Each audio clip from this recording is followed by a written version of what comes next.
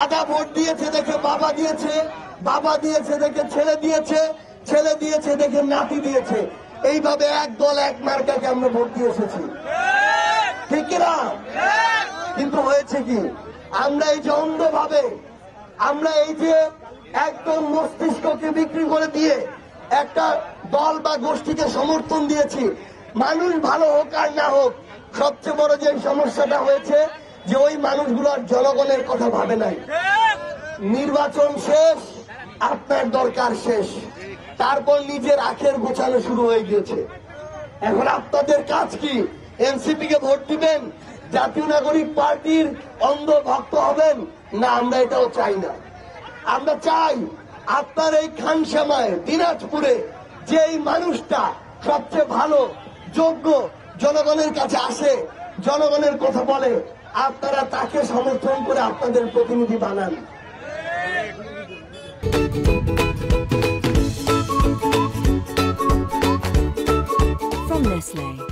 আমরা আমাদের জায়গা থেকে আপনাকে একটা অনুরোধ করি, অনেক দালালি হয়েছে দলের, অনেক মস্তিষ্ক বেচা হয়েছে।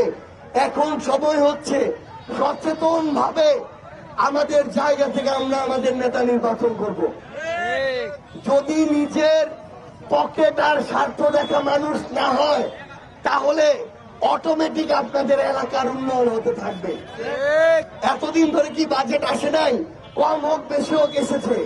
বাজেট যদি এসেছে 100 টাকা, 50 টাকা থেকে 70 টাকা আগে নেতারা ভাগাভাগি করেছে, তারপরে বাকি যা ছিল সেটা দিয়ে আপনার এলাকায় খরচ করেছে। তাহলে এলাকার উন্নয়ন হবে কিভাবে? এই জন্য আপনাদেরকে একটা অনুরোধ করি, আমরা জাতীয় নাগরিক পার্টি এনসিপির পক্ষ থেকে আপনাদের এই এলাকার মাঠ ঘাট রাস্তাঘাট দেখে হাঁটছি, চলছি, দেখছি, বুঝার চেষ্টা করছি কি অবস্থা। আমরা আপনাদের হাসপাতালগুলো সম্পর্কে জানার চেষ্টা করছি, সেখানে কি আপনারা চিকিৎসা পান কি পান না? ওইখানে কি ডাক্তার পান? চিকিৎসা পান?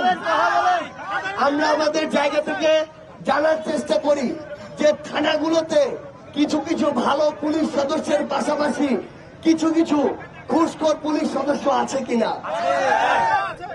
আমরা আমাদের জায়গা থেকে জানার চেষ্টা করছি ভূমি অফিসে গেলে টাকা ছাড়া আপনাদের কাজ হয় কিনা। আমরা জানার চেষ্টা করছি আপনাদের ইউনিয়নের গ্রামের যে রাস্তাগুলোর উপরে হাজার হাজার মানুষ নির্ভরশীল, সেই রাস্তাগুলো এখন পর্যন্ত ঠিক হয়েছে কিনা।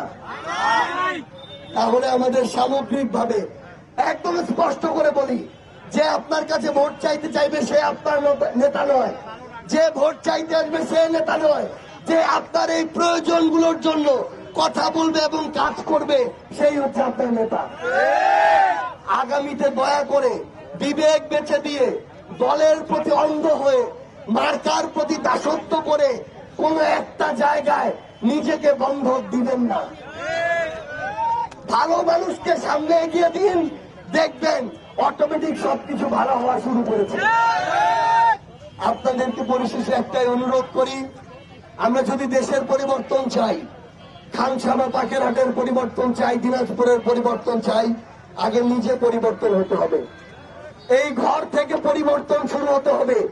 নিজে নিজের সুবিধা মতো চললাম, আরেকজনের সাথে তলে তলে ধান্দাবাজি করলাম, আর উপর দিয়ে সবকিছুর ভালো আশা করলাম, জীবনও ভালো হবে না।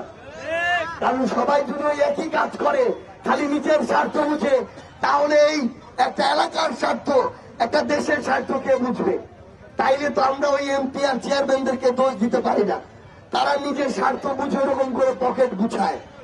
এই জন্য আমরা আমাদের নিজেদের জায়গা থেকে আমরা যেন প্রত্যেকে আগামীর বাংলাদেশে নিজের এই বিবেকটাকে জাগ্রত রেখে সত্যের পক্ষে থাকি, ন্যায়ের পক্ষে থাকি।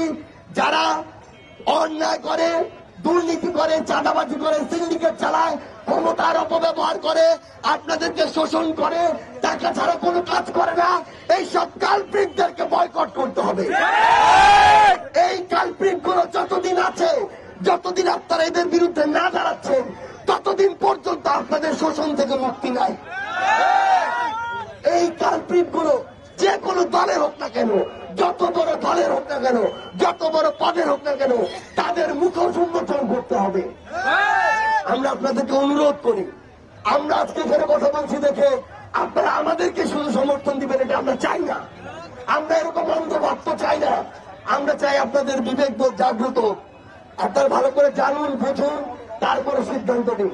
যদি এটা আমরা করতে পারি তাহলে আগামীর বাংলাদেশ, আগামীর পাকেরহাট, খানসামা, দিনাজপুর আমরা একসাথে গড়ে তুলতে পারবো। আমার বাবারা, চাচারা, ভাইরা, বোনেরা, হাজার হাজার লাশ চোখের সামনে দেখেছি, মায়ের আর্তনাদ দেখেছি, একমাত্র সন্তানকে হারানোর চিৎকার দেখেছি। ঢাকা শহরের অভ্যুত্থানের ওই রাজপথে রক্ত দিয়ে কালো রাস্তা লাল হয়ে যেতে দেখেছি। ওই সত্যগুলোই আপনাদের সামনে বলতে এসেছি। আমাদেরকে নির্বাচিত করতে হবে, এটার কোনো দরকার নাই, কিন্তু ওই মানুষটাকে নির্বাচিত করেন যেই মানুষটা নিজের আখের গুছানো বাদ দিয়ে দেশের কথা চিন্তা করবে।